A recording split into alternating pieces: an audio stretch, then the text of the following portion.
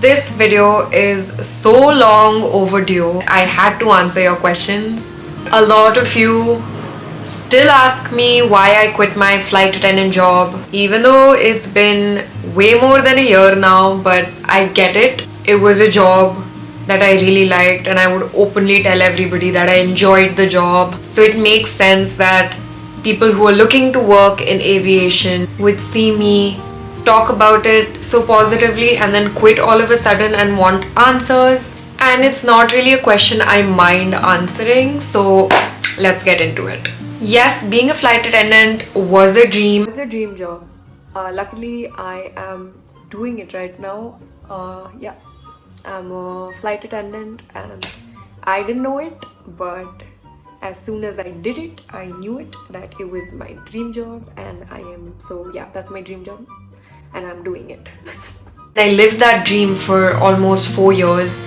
I wore that uniform with pride. I traveled the world. I met so many incredible people along the way, and for that I will always be grateful. But here's the thing, sometimes in life as you grow, you might come to realize that you have more than just one dream, and that's completely okay. It's okay to feel like you have other dreams and other passions that you want to chase.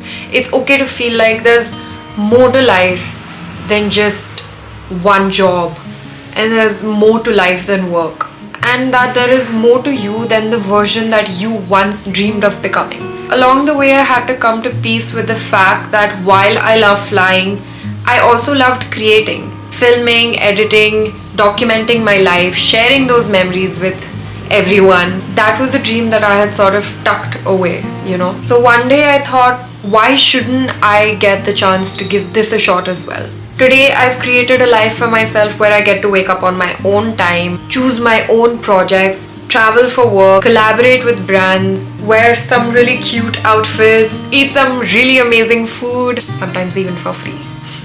But most importantly, I feel fulfilled. I truly feel like I'm me, Don't get me wrong, the aviation industry gave me so much, and I've learned so much from it, and I've become the person that I am today also somewhat because of it. But it also came with its own set of challenges that not a lot of people talk about.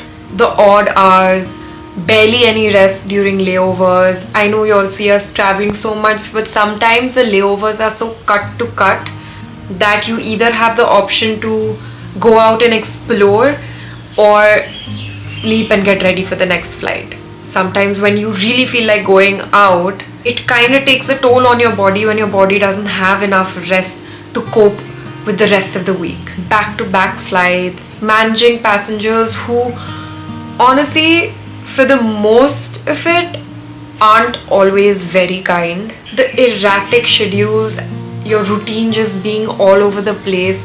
There is no sort of stability. Suppose I want to plan something this week, but I have one home standby on my roster. A home standby is basically you're gonna have to be at home for a few hours, the hours that they've mentioned, and within those hours they can give you any flight.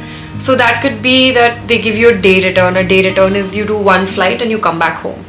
Or it could be a layover, a 2-day pattern, a 3-day pattern, and then your entire routine for that week has changed. You are now in Chandigarh for one day, and then you're in Mumbai for another day, and whatever you had planned for that week, tossed out the window. So concrete plans can't be formed. Things were just so all over the place that I personally couldn't cope. I did for almost 4 years, and sometimes I surprised myself that I did. Your body clock is mostly not in sync. Your meals are all over the place. Sometimes I'm having dinner at 3 a.m. Sometimes I'm having my first meal at 4 p.m. It's insane to think about. Now that I talk about it, it sounds so insane. A lot of people really want to see what it is like to be a flight attendant. A lot of people want to be a flight attendant. A lot of people want to see what it's like to have the life of a flight attendant. And those videos get a lot of views because it's something different to what you usually see. But I don't want to do that. I have so much more to talk about, and I have so much more to do, and I would rather make videos on that complain and I don't want to throw a pity party, because at the end of the day, I know what everybody is gonna say, that it's a choice I made. Yes, it is. But I really didn't think it would be so tremendously soul crushing, honestly. There's so many other things I want to do, but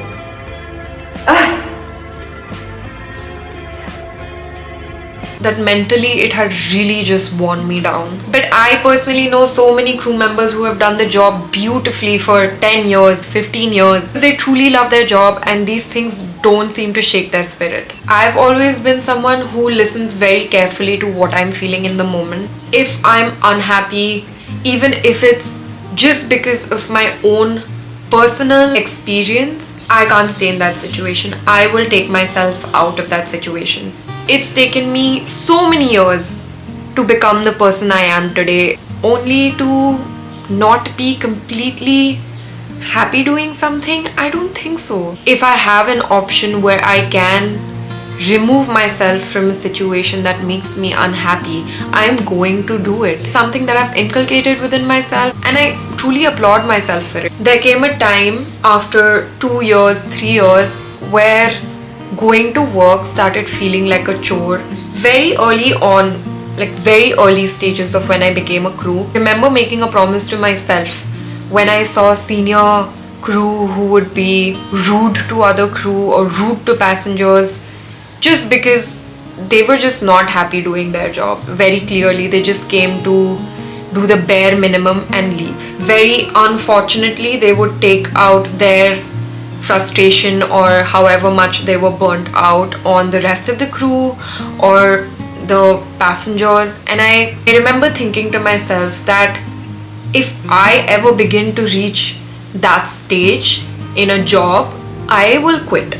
I'm not going to go to work and make somebody else's life hell. When I would see crew like that, I would always think, hey, what if my family members were traveling on this flight, and you're just frustrated at your own life and you're taking it out on them? That would be so horrible. And I promised myself then that I would never be that person. Fortunately, unfortunately, for those who want to be a crew, this is something very close to my heart. Please know that it's not just a job where you're coming to travel to new cities and meet new people and of course it is those things, 100%, obviously it is those things, but it's also making someone stay, coming to work, working with a new set of people every day, getting to know them, making their lives a little easier, helping them out, lending a hand, having conversations with people, and going the extra mile for the passengers if you can. There are some really heartfelt moments I've had with passengers, and I'm so happy that I could make their day. The people who are flying for the very first time, people who are going to funerals, there are people who are leaving their house and going to their colleges, there are people with so many different stories, traveling every single day. It's not just your responsibility to come, do your work, go for a layover, travel and then go back home. It's your job to make sure that whoever you meet, you greet them with a smiling face and make sure that you made their 2 hours on a flight a little easier than what their lives are outside. All of this being said, all of my personal experience aside, I would never ever pitch people against a career as a flight attendant, a career in aviation, because if it's something you want to do, please go for it. Flight attendants are some of the most cool, adaptable people I have ever met. Some of my closest, dearest friends that I have today is because of this job. One thing is for sure, that the kind of person you become after meeting people from all walks of life, traveling to new places every day, experiencing cultures that you've only seen on your television screen so far, it's unmatched. It's so beautiful. The aura of people in the aviation industry is truly just unparalleled. At barely the age of 19 or 20, I could say that I've traveled abroad, not just once but several times. I had friends from all over the country, tried more cuisines than I can count, stayed in some of the best hotels in the world, and collected the most insane stories to tell. All while most of my friends were still in college, by the way. Though I will say, I do recommend still completing your college. Don't be like me. Just having that little safety net gives you a different kind of peace. I've met crew members who finished their masters and still chose to fly just because they loved the job so much. Quitting wasn't easy. Walking away from something that you once called your dream never is. Chasing another dream, something that makes you feel alive again, I think it's totally worth it. If you're someone who's thinking of making a shift, starting over, trying something new, please know that